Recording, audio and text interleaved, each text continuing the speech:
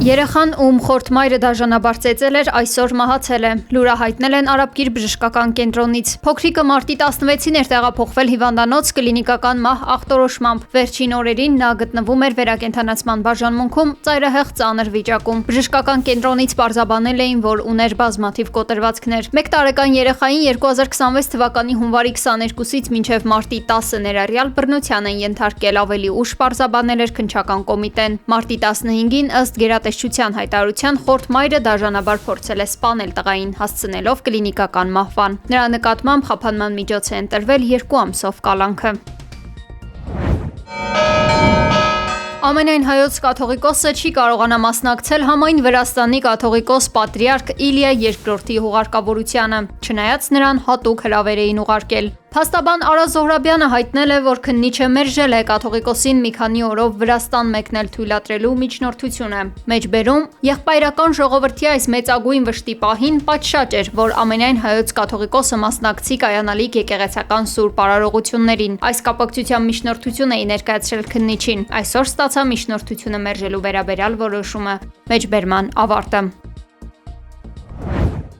Ուժեղ Հայաստան կուսակցության խորհրդի անդամ Նարեկ Կարապետյանը հարցազրույց է տվել աշխարհահռչակ մեդիա դեմք Մարիո Նաուֆալին։ Նա նոր մեդիայի առաջատարներից է եւ հսկայական լսարան ունի X սոցիալական հարթակում։ Նաուֆալի հեղինակած The Round Table audio show միլիոնավոր ունկնդրումներ է ապահովում, գերազանցելով հեռուստատեսային խոշոր նախագծերի վարկանիշները։ Նրա հեռարձակումներին հաճախ է միանում եւ գրառումները մեկնաբանում Իլոն Մասկը։ Թեև նա դասական լրագրող չէ, նրա հարթակում հյուրընկալվում են աշխարհի ամենաազդեցիկ դեմքերը, քաղաքական գործիչներ, միլիարդատերեր եւ երկրների ղեկավարներ։ Տեղեկության տարածման արագությամբ եւ երիտասարդ լսարանի վրա ունեցած ազդեցությամբ նա այսօր հավասարվում է խոշոր մեդիա կորպորացիաներին։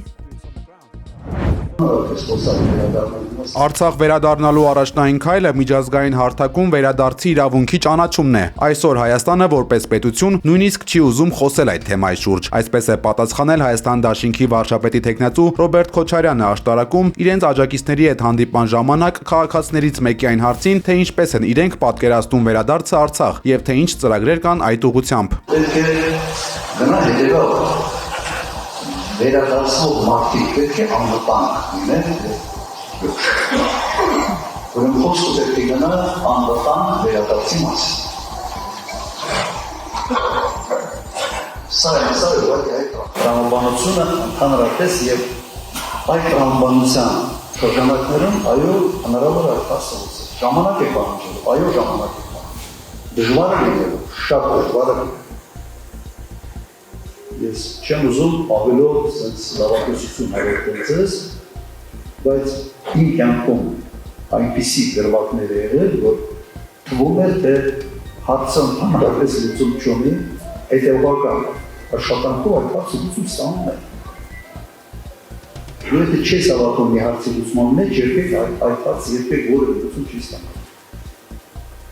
Որը մոտեցում է ալգորիթմը, այսպես ասենք, այդ հարցի կարգավորման դրանից։ Եվ հիմա մենք խոսում ենք իրավունքի վերադարձի ճանաչման մասին։ Եմենի Անսար Ալլահ հուսիական շարժումը պաշտոնապես հայտարարել է Իրանին ռազմական աջակցություն ցուցաբերելու մասին։ Նրանց ներկայացուցիչների խոսքով որոշումն արդեն ընդունվել է եւ գործողությունները լիովին համաձայնեցվել են Իրանի հետ։ ԱՄՆ-ն եւ Իսրայելը հարվածել են Իսլամական հեղափոխության պահապանների կորպուսի ստորգետնյա հրթիռային գործարանին։ Զուգահեռաբար Վաշինգտոնը որոշակի տնտեսական քայլեր է ձեռնարկել։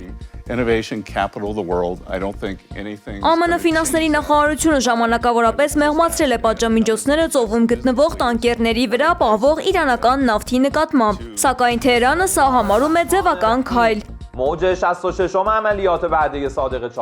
Իրանի պնդմամբ սա չի փոխում ԱՄՆ-ի ընդհանուր քաղաքականությունը եւ չի նվազեցնում իրական ճնշումը։ Այս ֆոնին Ռուսաստանը վերահաստատում է իր հավատարմությունը Թեհրանին։ Նախագահ Վլադիմիր Պուտինը Նովրուզի արդիվ շնորհավորել է Իրանի առաջնորդներին։ Նա շեշտել է, որ Մոսկվան մնում է Իրանի հուսալի գործընկերն ու հավատարիմ ընկերը։ Իրանի ատոմային էներգիայի կազմակերպությունը հայտնել է, որ Իսրայելը եւ ԱՄՆ-ն հարվածել են Նաթանզի միջուկային օբյեկտին։ Ռադիոակտիվ արտահոսքեր չեն եղել եւ շրջակա տարածքի համար սպառնալիք չկա։ Կազմակերպությունը նշել է, որ հարվածը խախտել է միջազգային միջուկային անվտանգության չափանիշները։ Երեկ Իսրայելի վարչապետ Բենյամին Նեթանյահուն հայտարարել էր, որ Իրանը ուրանի հարստացման կամ բալիստիկ հրթիռներ արտադրելու հնարավորություն չունի։ שיאפשרו לעם האיראני לקחת את גורלו בידיו. Вполне логично. Ռուսաստանի նախագահ Վլադիմիր Պուտինն ավելի վաղ ԱՄՆ-ին առաջարկել էր հարստացված ուրանի պաշարները Իրանից Ռուսաստան տեղափոխել Մերձավոր Արևելքի պատերազմը դադարեցնելու համաձայնագրի շրջանակներում։ Իսրայելում իրավիճակը ամեն վայրկյան ավելի է սրվում։ Հրթիռակոծվել են Թել Ավիվ եւ Ռիշոն Լեցիոն քաղաքները։ Մասնավորապես վնասվել են հիվանդանոցներ եւ մանկապարտեզներ։ Իսկ հարավային Լիբանանում հայտնել են իսրայելցի զինվորների հետ կապի կորստի մասին։ Իրանի նախագահ Մասուդ Փեզեշքյանը ռմբակոծությունների ֆոնին հայտարարել է, որ իսլամական երկրների հետ տարաձայնությունների մասին իրենց երկրում խոսք չկա։ Մեջբերում մեր միջև եղած տարաձայնություններից օգտվողները մեր թշնամիներն են։ Մեջբերման ավարտը։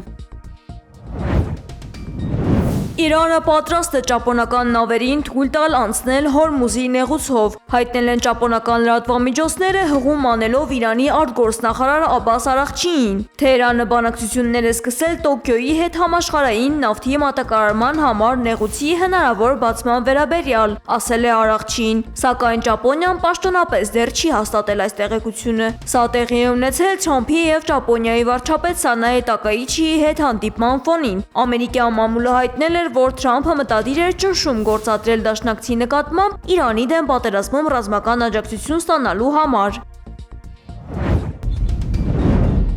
Ռոստովի մարզում վառելիք տեղափոխող բեռնատարը բախվել է մի քանի մեքենայի։ 3 մարդ զոհվել է, 2-ը վիրավորվել։ Տեղական լրատվամիջոցները հայտնել են, որ նախնական տվյալով բեռնատարի ավանդողը դուրս է եկել, ինչի արդյունքում մեքենան անկառավարելի է դարձել, անցել է հանդիպակաց գոտի եւ բախվել 4 մեքենայի, ապա ընկել է առուն։